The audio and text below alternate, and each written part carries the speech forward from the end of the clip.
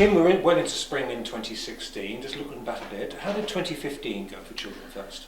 Very well, really. We're very productive in terms of young people placed. In terms of recruitment, things are difficult as always. The sort of people that we need, things aren't getting any easier for either the agency or the carers in respect of the complexity of the young people we care for. But in generally, 2015 was a very good year for us. When you mention complexity, what does that mean? Behaviours and needs of the young people that are referred by the local authorities. We have a good range of contracts with all the local authorities that we work with within our location.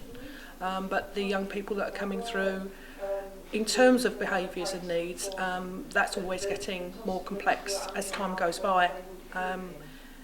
Carer families vary a great deal in terms of needs for the young people, and it is important that it's recognised that with the complex needs of the young people we have referred, that it is preferable that one family member now would be around pretty much full time to care for them, whereas perhaps in the past it could be a more flexible basis.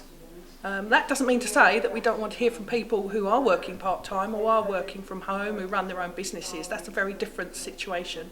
But in terms of the more difficult young people, young adolescents, difficult behaviours, they do need one-to-one care, they do need therapeutic support, and we carry on looking, basically.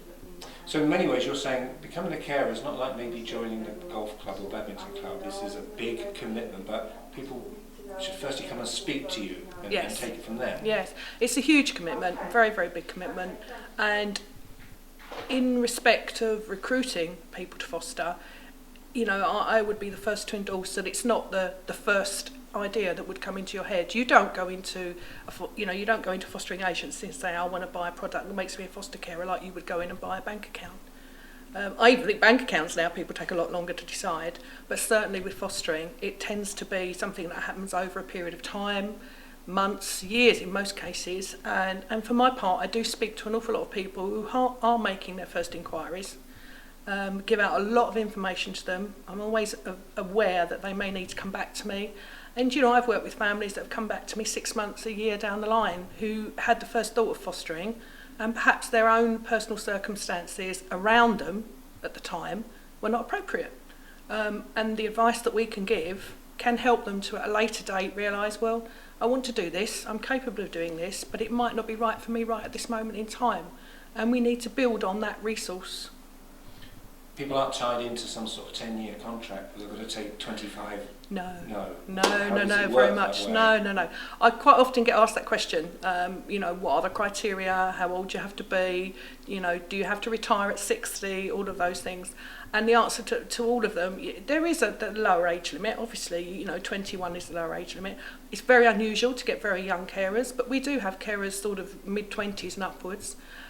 With regard to upper age limits, there is no upper age limit. It's based around really the sort of care that you can provide.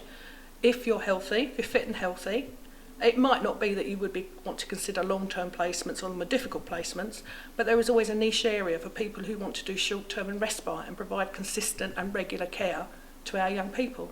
Local authorities now make referrals more than they ever used to for external regular respite placements, and those particular type of carers become, for want of a better word, family support, because that's what it is. They become regular family support to those young people, and respite that used to be such a difficult thing for a young person to deal with can be made easier because of that fact.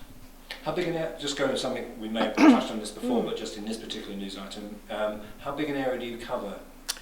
Children First, based down here in the Basildon office, but we do have training venues and support group venues that cover the whole area, which goes as far up as Bedford, through Hertfordshire, through Essex, Thurrock of course, picking up Harlow. We go down into South East London, around Havering, Redbridge area, Barking and Dagenham. And we've got carers, and Brixton, of course, so Brixton and Lambeth and Lewisham, those sort of areas. We have carers in all of those locations. So we're very keen to get the message out, and anybody can ring us. Don't be frightened to ask the questions, because that's what we need you to do. How much has, here we are on YouTube, and this film will appear in different, how much has using social media helps you get your message out? Hugely, hugely. Over the last year, for Children First in particular, that's something that's really, really increased. We do have our own Facebook page, which I'd like everybody to go on and like. We tend to put a lot of information on it, both around what we're doing within the agency, and we share with a lot of organisations committed to the same sort of promises, you know, that we like to deliver to the children. And we just see that as the way forward.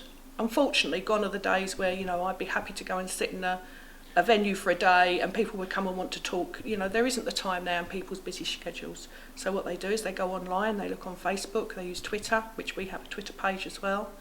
And we try and make sure that our message gets out to as many people in the huge geographical area for us that we have. And it helps massively. And you have things like roadshows, don't you? We do, yeah, we do. How do you gauge if that's a success or not? What we do is the Fostering February Roadshow, which ran, you know, obviously throughout February. We had 2 ad vans this year that went round, one in the north part of the country and one in the south. And what we do is we're able to statistically track the number of inquiries that come through from that website. Fostercarers.com, which is part of the network that we have of Facebook pages and social media access. And all of the inquiries that come through from fostercarers.com are sent out to the recruitment officers, the recruitment teams in the locations around the country, and we basically ring all the inquiries that come through. They're all recorded. If they don't go any further, we will have a note on there as to why they don't go any further. And there is actually a plan in motion at the moment that what we're hoping to do for many of those inquiries that are picked up from Fostering February, that we follow that carer journey. That, you know, we see where they were, you know, saw the ad or they saw the van, who they spoke to, how the application was dealt with, how they were assessed, and ultimately their first placement. So that would be something that we could pick up with, and I'd be happy to, you know, share with your Thurrock, because we do have a few applications that are pending as a result of Fostering February. It's a really good strategy, and it's worked really, really well for us. So what is your message for the rest of 2016? What are your hopes for the rest of 2016? We want to recruit as many carers in our locations as we need. We need carers across Children First locations, but primarily, you know, we have areas that are a bigger need, Thurrock being one of them, Redbridge, Havering, all of Harlow, Hertfordshire, all of those locations. Really, we just want as many families as we can to look after the children.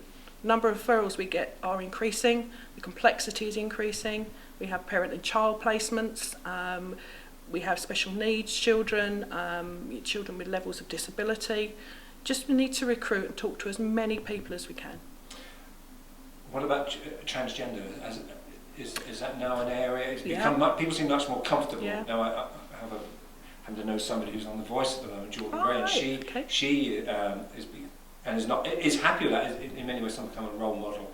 There's a personality character on EastEnders in the same way. Yes. But are people of transgender now coming into your sphere of influence? Yes, very much so. We have had a big media push. It was LGBT Week, as you probably know, fairly recently. And all of the websites that we work with within our own network at Children First and within the group that we're part of, we had a lot of information going out, and we very much would want to talk to those people. There's always been big myths around who can foster and who can't foster.